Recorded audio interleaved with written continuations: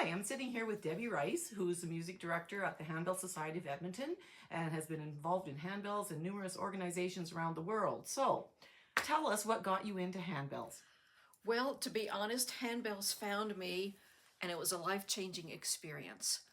I had just gotten my master's degree in opera and musical theater, and I was associated with a regional opera company. And I thought, well, just to kind of get started, I needed to have a foundation of income.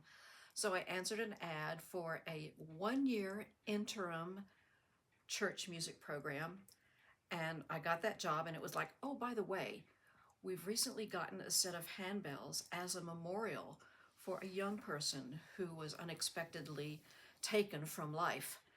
And with that, oh, by the way, I knew I had to find a way to enable handbells to be an instrument of worship. Now, I knew what they were, but I had no idea really how to accomplish that. So I contacted a friend, and she advised me, you have to join the American Guild. So I did. I was still in the US at that time. And I got involved with local events.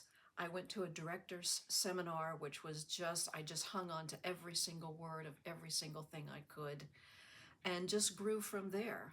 I worked my way up the ladder as a regional representative, then to the national board as secretary, president-elect, president, and then from there, learning about the International Handbell Symposium, became the executive director of the International Handbell Committee. And that's just, in short, how it ballooned from having no idea that that is what I would be doing. I thought I would be a singer and a choral director and involved in opera. And you've been involved in a number of different societies around the world. Is other than just the American Guild, where else have you rung and where else have you been involved? Well, it's been really a lovely experience to get to know the other guilds. Taiwan was one that I was invited to do. I started out working in schools and then faith-based communities, and they have a wonderful program that they're still building and going there. I've adjudicated in Hong Kong and had some wonderful relationships meeting students and ensembles there, and Singapore as well, and learning about how they structure their growth of their ensembles for just accreditation. And some programs are only if they don't compete in certain kinds of things, and they don't get the funding for the following year. And that was whoa. And then being in Japan, my gosh, these students in Japan, they will rehearse before school starts. And I was asked to do the national festival there, and they wanted me to speak on other things that they could be doing to enhance their program to elementary schools. And I told them, you're already doing way more than a lot of North American countries, incorporating chimes and bells early on in the classroom, because they understood that it benefits the children academically later on, just based on the mechanics and how you work in the handbell hand chime instrument. And Japan would be a place where that happens because that's Suzuki, and Oh, they're used to young absolutely. children. Oh, yes. So how did you get involved with the International Handbell Symposium? Were you involved from the start, or did you join in? I joined in as president of the American Guild. I was part of the meetings of that committee, and it sort of really morphed from there. In the US system, I was the conductor representing the United States in Australia, and the first one in the United States in Orlando, Florida. And it's just meeting people through those experiences. And I developed something that a passion grew for me at that point, is especially when I was executive director of International Handbell Committee. I wanted to find places around the world that needed a boost and could use some exposure of the instrument to nurture their own programs. And so that's when I started into my international tours, was to take the instrument into places where it was kind of there, but if we could bring a large number of ringers in there, it would make a difference for their community. So approximately how many international tours have you done? Gosh, I know I've been to more than 20 countries. I don't remember the exact number of tours. And all in the interest of bringing handbell music. Absolutely, and bringing the instrument to places where it just could use more exposure. Do you have an example of one of the most profound experiences you've had doing that? I think, well, Israel actually invited me because they had like 1 or 2 fledgling groups. And I said, okay, we'll do this. And while I was in Israel, they had some children who were interested in ringing and doing some things on hand chimes. And so I developed the repertoire for the concert so that I could work with these children on their hand chimes and they would participate with us in the concert and give them that kind of experience. And, just doing that's like, oh, wow.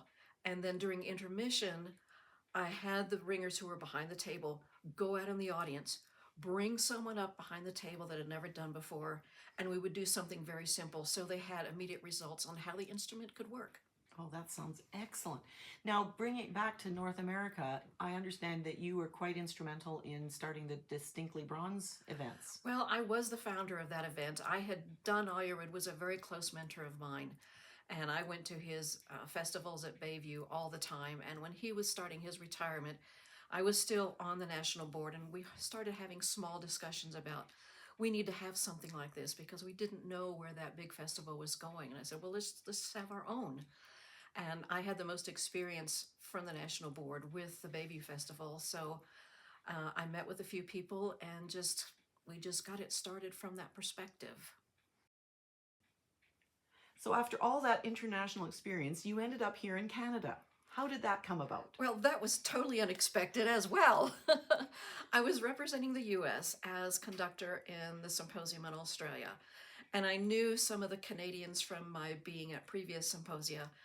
And not too long after that, there was a need for a sabbatical replacement. And so I was approached by some of those Canadians to see if I would consider coming up to do a sabbatical. And I thought, okay, yeah, I can do that. And then it just gradually morphed. I was asked back again, well, there was another sabbatical. And then there was more, and they kept adding more to my schedule. And before I knew it, I was just here. Oh, that sounds excellent. So what insights do you have to bring about ringing for our ringers in the crowd and our directors in the crowd? For me, the most important thing about ringing and the handbells that's different from any other instrument or ensemble on the planet is that we can show everything that we do. We can show our dynamics. Our audiences can see where melodies go up and down the set. And while there's wonderful music from orchestras and other ensembles, you really can't see how the music is produced. I mean, you're blowing into a horn, you're blowing into a trumpet, you're stringing a violin. But our body is the instrument, and that's where the handbell instrument starts. It's the muscles in the body that anticipate how we create the melodies, how we can show the expression, how we can make musical phrases. So do you have any advice for ringers or conductors on how to make this music beautiful, more beautiful? Well, it's partly is having the skill sets and developing those techniques for showing everything as you're getting early in the note reading stage. If you wait till the music's fairly comfortable and then you say, oh, we need to have dynamics there, or we need to do a crescendo there, it's not going to happen because the ringers need to know how to manipulate their body so that the bell can then respond to make those things happen. We've got an international event coming up this summer. You're going to be our conductor at it. What message would you want to give to ringers to why they should go to international events, and what can they expect to get from them?